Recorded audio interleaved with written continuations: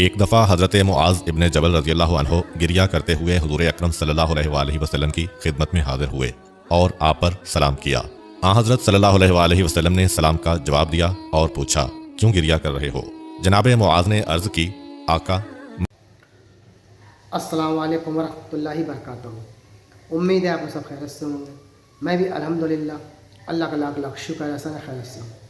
اور انشاءاللہ جس ویڈیو ریئیکشن دے رہے ہیں دوستو، بڑی عبرتناک ویڈیو، بہت زیادہ عبرتناک ویڈیو، بہت زیادہ دردناک ویڈیو۔ ایک شخص پیارے آقا نبی پاک صلی اللہ علیہ وسلم کی خدمت میں پہنچا اور اس نے کہا، اے اللہ کے نبی، میں نے ایسا بڑا گناہ کیا ہے، کیا جس کی مغفرت یا بخشش ہو سکتی ہے؟ نبی پاک صلی اللہ علیہ وسلم نے پوچھا کہ یہ اتنا بڑا گناہ ہے، کیا پہاڑ سے برابر کی طرح گناہ ہے، یا زمین کے یا آسمان کے چاند ستاروں سے زیادہ بڑا گناہ ہے، یا سمندر کتنا بڑا تیرا گناہ ہے؟ تو اس نے بتایا، ہاں میرا اس سے ہی بڑا گناہ ہے۔ تو نبی پاک صلی اللہ علیہ وسلم نے کہا، بتا اپنا گناہ کیا ہے؟ تو اس نے جو گناہ بتایا ہے توبہ استغفار، بہت بھیانک دردناک گناہ اس نے کیا تھا۔ آئیے اس نے کیا گناہ کیا ہے اور اس کی کیا سزا ملی، یا اس کو اللہ نے معاف کیا، یا اس نے جتنی گریہ کی یا اتنا رویا اتنا توبہ کیا، اس نے ایسا کیا کہ اللہ نے اسے معاف کیا اس کے گناہ کے بدلے میں؟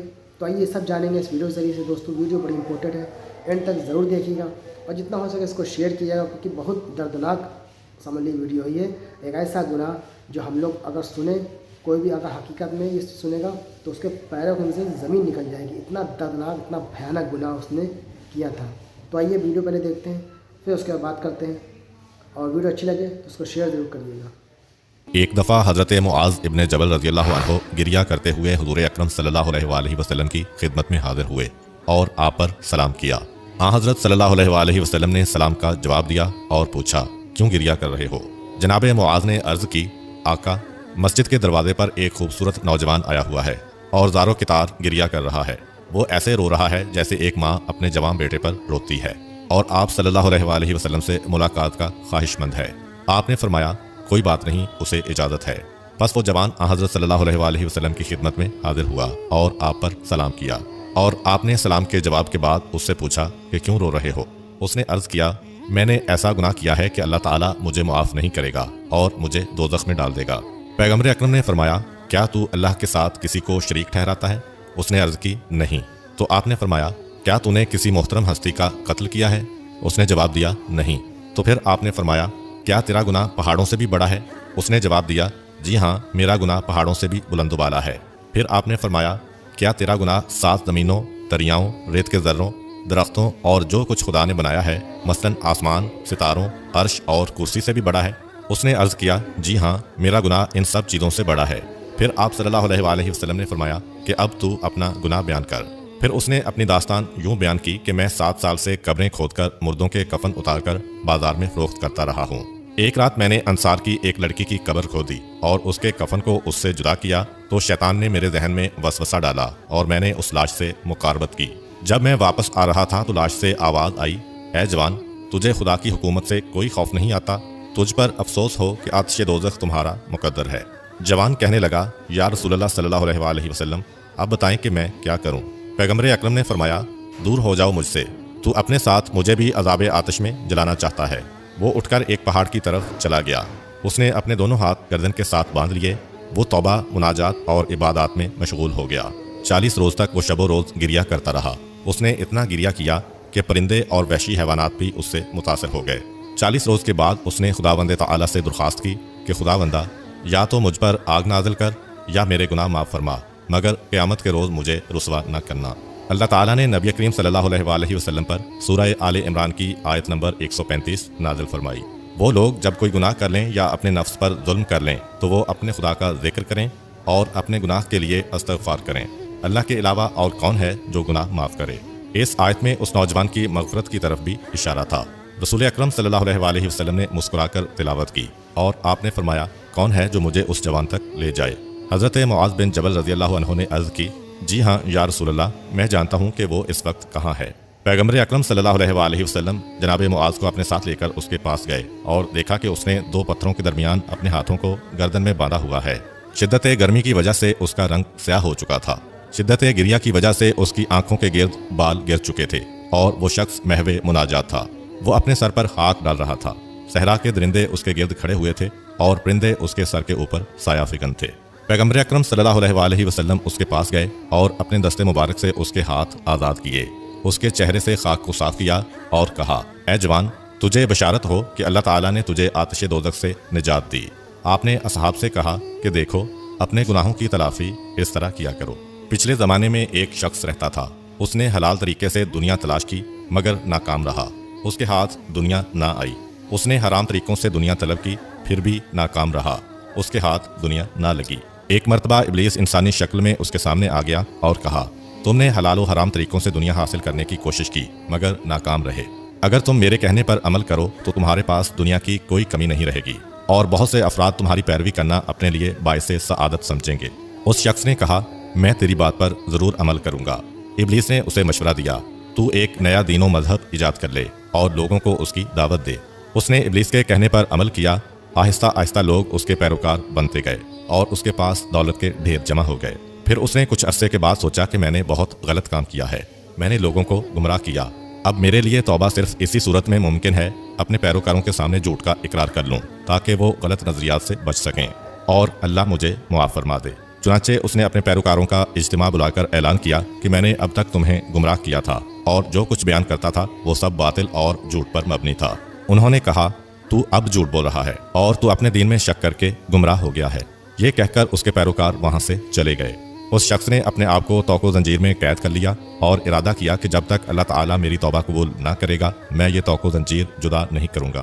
اللہ تعالیٰ نے اس وقت کے نبی کو وحی فرمائی کہ تم اس شخص سے کہہ دو کہ اللہ فرماتا ہے، مجھے اپنی عزت کی قسم، اگر تو اتنی گریہ وزاری کرے کہ تیرے وجود کا بند جدا ہو جائے تو بھی میں تیری توبہ قبول نہیں کروں گا اور نہ ہی تیری کوئی دعا قبول کروں گا جب تک تو ان لوگوں کو زندہ نہ کرے جنہیں تو نے گمراہ کیا تھا اور وہ اسی گمراہی میں مر گئے۔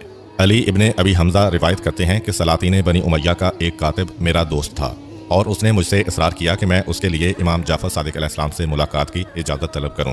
میں نے امام جعفر صادق علیہ السلام سے عرض کیا کہ سلاطین بنی امیہ کا ایک کاتب آپ سے ملنے کا خواہش مند ہے، اگر آپ اجازت دیں تو میں اسے آپ کی خدمت میں پیش کروں۔